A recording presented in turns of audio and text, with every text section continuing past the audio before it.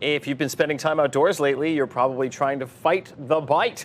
This warm weather has brought out the insects, and lots of them. We paged Dr. Paul to help us keep the stings at bay. Good morning to you, sir. Good morning. It's been a long time since It really has. And it's so nice to see you again. All right, I want to get right into it. Let's talk about the bites that we can be facing here.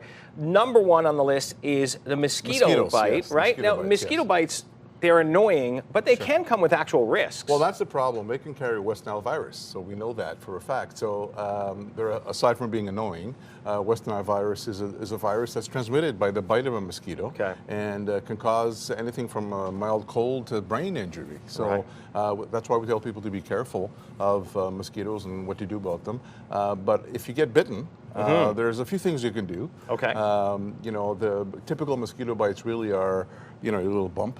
And so on. So an itchy bump. Don't downplay it, sir. It's an itchy bump. There you go. And you know what? It's painful, and sometimes you get bitten one day and it comes out the next day. Yes. It's a delayed reaction. Right. Large swollen area and swelling around the eyes. Now, I want to talk about this. We're going to talk about bees later. Bee stings later. This is different. So young children tend to have more what I call aggressive reactions. So they get bitten by a mosquito and their whole hand can, or they get bitten in the cheek and their whole face can swell. Now, why is that? That's because their immune system is kind of more aggressive, more you know, works overtime.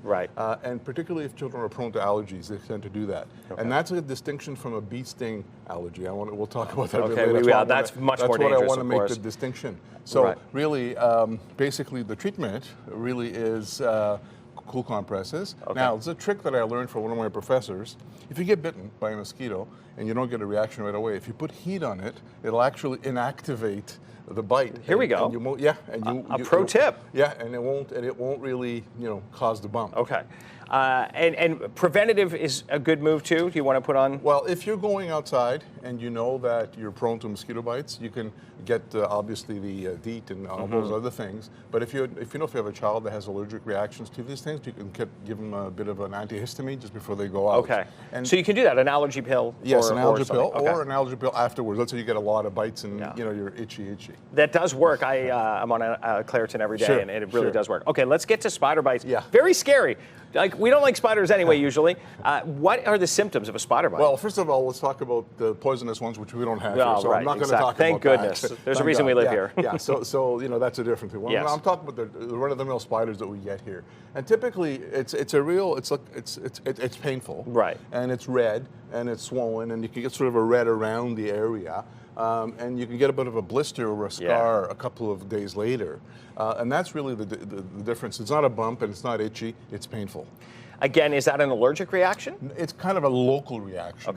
And would you use like a calamine for that? Yes, you would. You use a calamine, you use an antihistamine, and cool compresses as well. That's, you know, that's the trick. And now, finally, bee stings, annoying for some, deadly for others. Exactly. So a bee sting, painful.